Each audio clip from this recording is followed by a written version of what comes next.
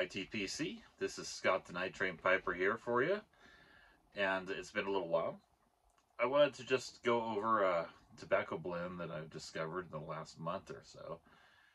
A month in which I've had some colds and kind of a long-lasting cold.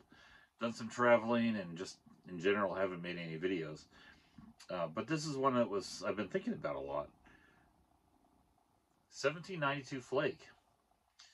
This is by Samuel Gawith, and it's a blend that dates back to 1792. So I just want to talk about this a little bit. Alright, so this blend is Tanzanian leaf. That's what I read online anyway, from tobaccoreviews.com. Tanzania is I believe they're the second largest producer of tobaccos in Africa, the first being Zimbabwe, from what I read there. This leaf is dark-fired Kentucky. It says, I'm going to read the description on the back here, a full-strength, dark-fired, scented tobacco, pressed and sliced into a classic rich flake.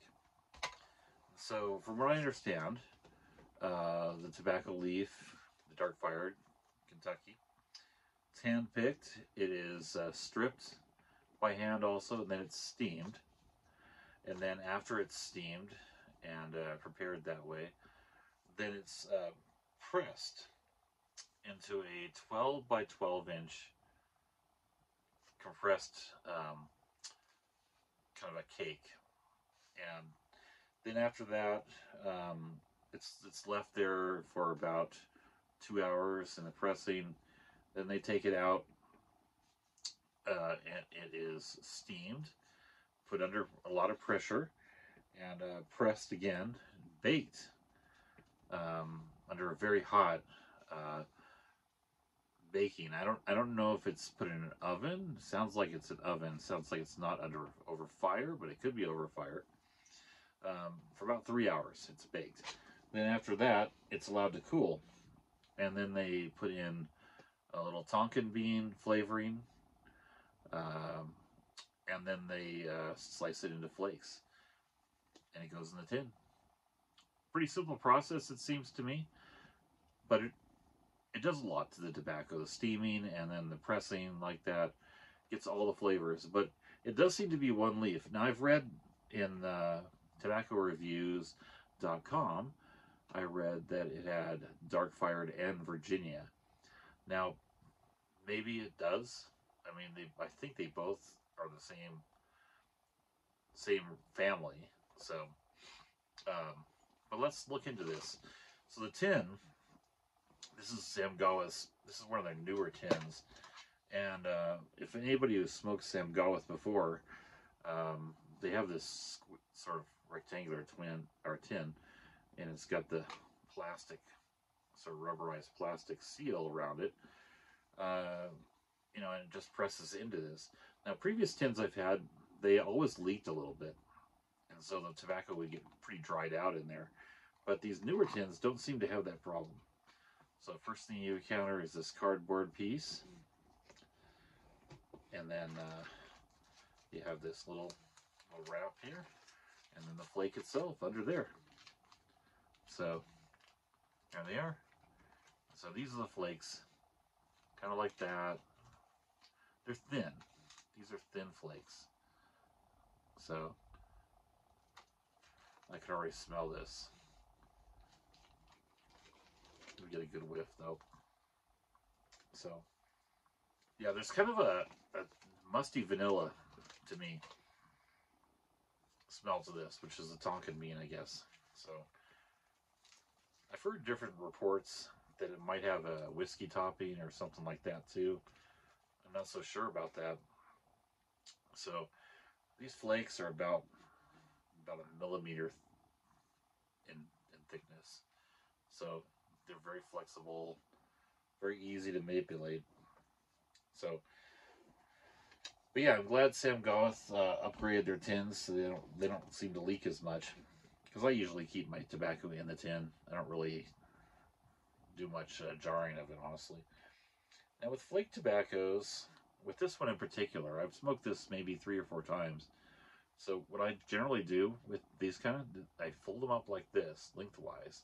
I kind of, and then when I want to pack my pipe, I twist it like that and fold it. So today I'm gonna pack this pipe. It's a Butts Choquin, and so I've just got this little plug here of tobacco. I'm gonna plop it in there, get my trusty musty check tool and press it on down. Check the draw. Take a look at it. Looks good so far. So I'm gonna put about 1 flake in here, I think. Doing the same thing, twisting it a little bit, so it's kind of like rubbing it out, but you know, I'm not gonna rub it out completely. I'm just gonna fold it, twist it, and fold it a bit, and then just stuff it on in there, right? And yeah, there, it's all the way to the top. So that's that's basically 1 flake, like this, broken into half, and each half twisted and folded and stuffed in. So this is 1 flake in here right now. All right, I'm gonna light this up, and then we'll see how it smokes. Green Valley Lake, a wintry sunset here. Filled up a lot since last I checked in. All right, well, I got it lit. I generally, what I've been doing lately is lighting with a match, starting my pipes with a match, and then I switch to a lighter, typically after that. So I did the false light and took a couple of puffs, and I got a pretty big sweetness in the first puff, which I have to assume is the Tonkin bean.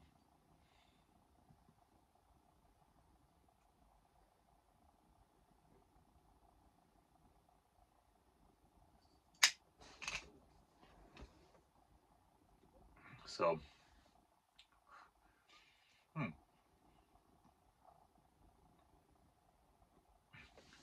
I'm still getting the sweetness.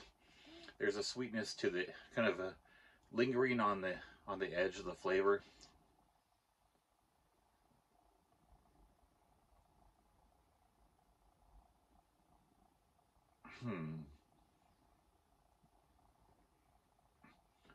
It's pretty mild, you know, and not super strong, not like a Latakia or something like that that'll bust you over the head. And it's not like some of the dark fire that I have. I mean, I should say that overall I find dark fires to be a fairly mild flavor, just in general. They're not hit you over the head type of thing, you know.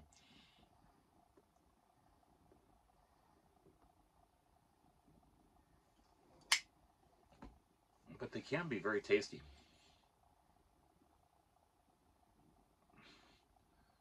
This is just really super mild. And it's got that lingering sweetness on the edge of my perception.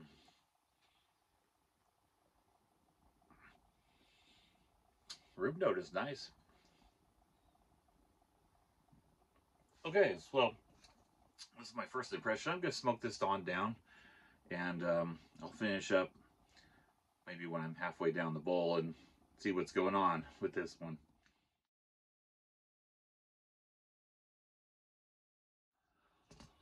Okay, well, I'm back, and I smoked a third of this. I started out smoking pretty fast, basically training it, which is my thing that I like to do. I like to smoke them pretty fast and hard a lot of times, and I had to slow down. This is strong stuff.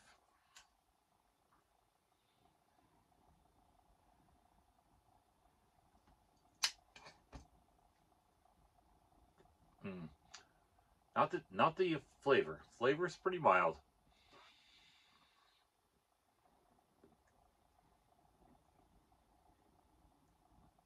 But the nick hit is crazy.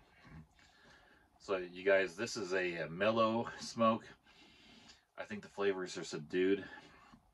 There's again that edge of sweetness. It's just hitting the corners of my tongue, but and the flavor is just this beautiful mild flavor. Um, you know, it definitely doesn't overwhelm. The room note remains outstanding, but this sucker's got a hit. This sucker's got a hit.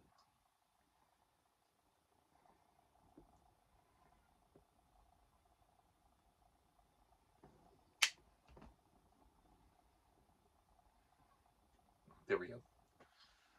Sometimes it takes a sec to get it lit up.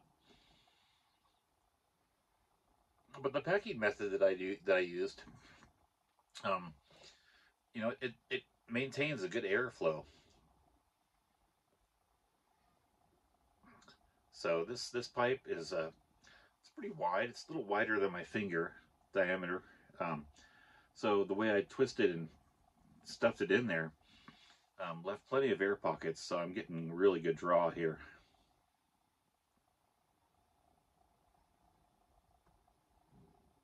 But this is a blend.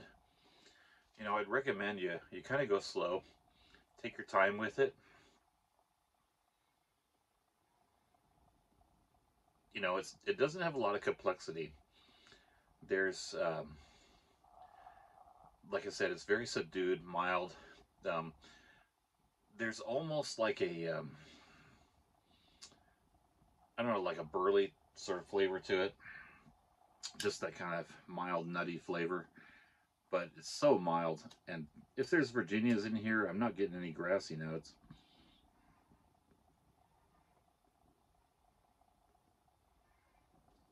I'm going to have to get my coal scuttle out here and pull off some of this burned up. It's burning down to a really nice white ash as I go through it.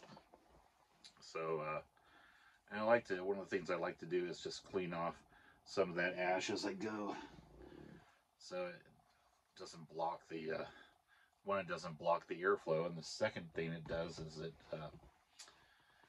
it allows me to get a cleaner smoke. I think less ashy smoke, and it lights a little better once you clear out some of that ash. So I'm going to continue to smoke this down and enjoy this quite a bit. If you're game to try something that's both gentle and strong, 1792 Flake is the blend for you.